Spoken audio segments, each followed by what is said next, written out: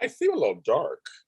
I mean, I'm brown, but I seem a little darker than normal. It's the lighting. I think nothing to do about it. I don't think that won't really help. It's the time of day, you guys. It's getting lighter later, and the light in LA. It's very bright today because it's very windy, so it's very, very, very, very, very bright today. It is wonderful. It's spring. I have spring fever. Hi, everybody. This is James's reactions to season 9, episode 6. 6. I was always bad at math. You guys have been enjoying my takes and my craziness, so thank you. I really appreciate it. It's been fun kind of just doing these. I do miss doing the live shows with you guys and Marissa Serafini, my partner, and all things Hardy's, but this has been fun, actually, just kind of doing this and chatting with you online. Hello to both of the Hardy's Facebook groups. Hi. I'm not wearing a Hardy shirt. I know this is Mandalorian. I'm sorry. I love Grogu. I do. He's cute. But I did watch, and I wanted to give you, again, my perspective. These are always quick, but thanks for watching and making the big hits for me on my channel. Thank you so much. I appreciate it. But Marissa Serafini and I will be back together. We're interviewing the Canfields. Well, the portrayers, Viv and Natasha. So look out for that interview. Like I said, we do the interviews together, but this is like my reactionary things I do on my own. So, but we're all part of the family. Okay. As I kept saying for the last 2 or 3 episodes, well, probably the whole season I've said this, but not the last 2 or 3 episodes, I've been mentioning how I could tell the town is expanding and it's growing. And this episode completely addressed that, right? It was complete. I chuckled on some of the stuff and just marveled by the other stuff. So a lot of stuff could be, okay, folks, I'm from Los Angeles, one of the biggest cities in the world, but one of the biggest cities in America. There's parts of Los Angeles I've never been to. I don't even know where they are. I hear names, I'm like, where's that? That's how big it is. I have friends who don't come see me because we live 30, 40 miles away. That's how large LA is, the LA area, and surrounding areas. Marissa and I used to live 30 miles away from each other. Now she moved to my side of the universe, and we're still about 15, 16 miles away from each other. We're not nearby. So it's just this crazy thing is so wide and vast. Plus, we're a freeway city. Traffic. When I saw this episode about traffic, I had to chuckle. Had to chuckle. Oh my goodness, had to chuckle. I'm like, traffic. You guys don't know about traffic yet. But the town is growing. So there's a lot of things happening because the town is growing. Let's get into it. So I know this episode was fun. This episode was a fun episode. For me, it was a lot of fun. Well, so yeah. Okay. 1 second. My phone. Make sure I turn my phone off because I'm talking right now. I don't want nobody bothering me. Well, I'm talking to my Hardies. Don't bother me. I'm busy. Those are medications. I need medications for something else. Okay. Here we go. So the auto traffic, horse traffic thing was very relatable. They have I've noticed a lot more cars every episode. So the folks who do the background stuff, because I've done background work, who do the background stuff, have been very faithful to showing us little by little each time. There's more people. It seems a little more crowded. There's more things, like there's a fruit stand. It's like there's just things popping up. So that was very relatable. Because I was just thinking myself, they don't have a stoplight or a stop sign or anything. So that's kind of timely that they're thinking about that. I love Lucas has his little balcony thing. He has his little balcony. He can oversee everything. He has the greatest view in the town square. I love it. That makes me laugh.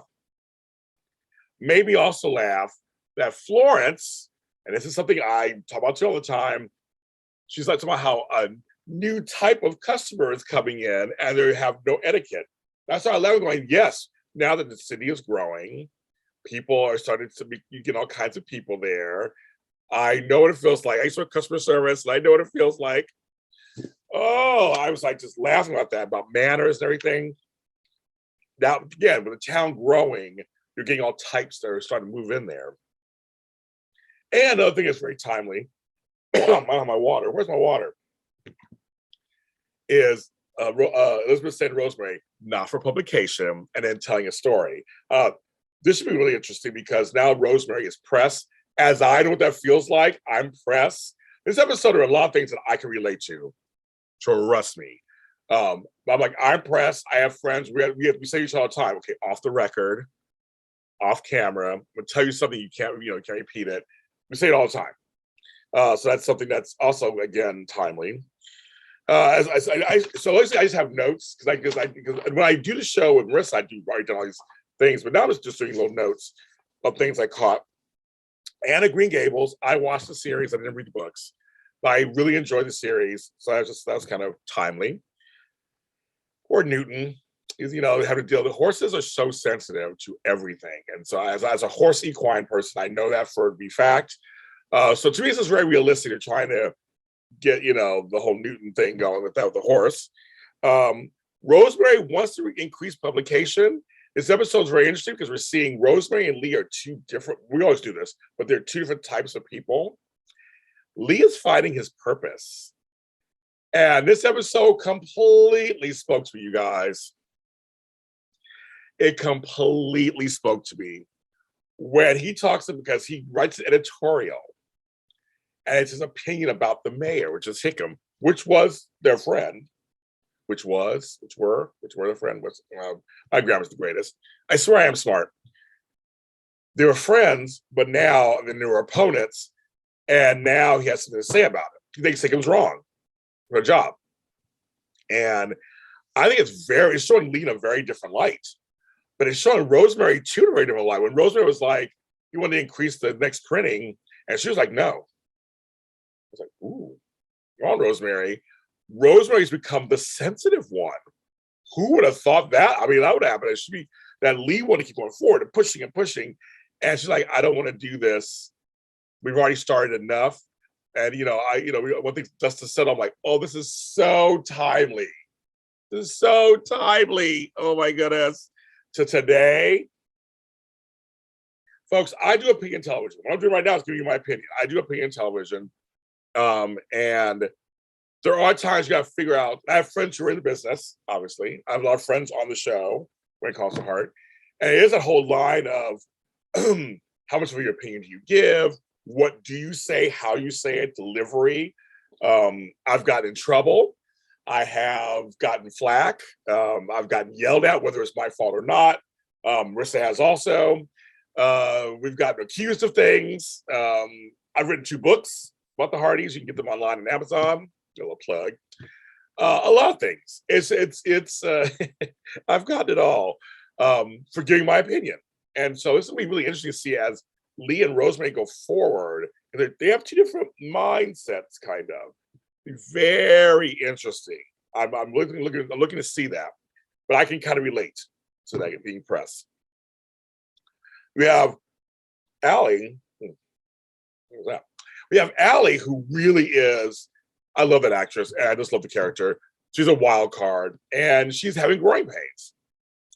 And I love that she's having growing pains, and because she's the only one of that kind of mixed generation. And she kind of brings it up later when she's talking to Elizabeth, how she can't fit in. So Robert and Angela are kind of her equals. Everybody else either too young or too old. There was a silly moment where Robert and Allie fight in a soda shop or whatever. That part wasn't the greatest to me, but it made me laugh, and I could relate. Being a parent and grandparent and uncle it's kind of funny to the kids. It's like Elizabeth and Nathan had the discipline, of course, but it was kind of funny. And they know what it's like. And like they said, she's acting like my sister, which I said, my parents, it's like us parents, there are sometimes our kids do things. It is kind of hilarious, but you can't show them that. You still have to teach them a lesson. And as a grandparent, I get a little more leeway, but I try not to be that bad. But it's just kind of, they do something, you're like, oh my God, I can't laugh. Because I have grandchildren. My 2 younger ones are hilarious. My youngest one, Ryland, just makes me laugh all the time. And it's a problem because I don't see him very often because of COVID. I haven't seen him that very often. So when I see him, he does something against his mother's nerves. It makes me laugh. Oh, my God. And she's my daughter. Sorry, girl. You make me laugh. He makes me laugh. He's hilarious. So I understood that whole scene. I thought that was kind of fun. Look at the whole Fiona Henry Lucas thing going with the oil. I tell you, I'm confused what's going on there, kind of. The note, you promised this, and James Newton, or whatever his name is. I'm confused by all that.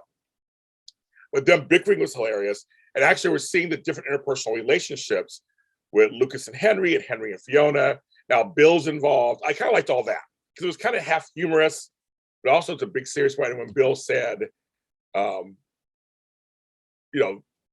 of this, the thing he said was about how this affected all the folks who lost husbands, sons, in mining, which of course is how this all came out, is how the show kind of started, was the mining disaster back in the day. But I thought that was very cool. He's trying to remember, like, we gotta be careful with this. This town, people lost lives, people lost loved ones in that whole thing. So that was kind of cool.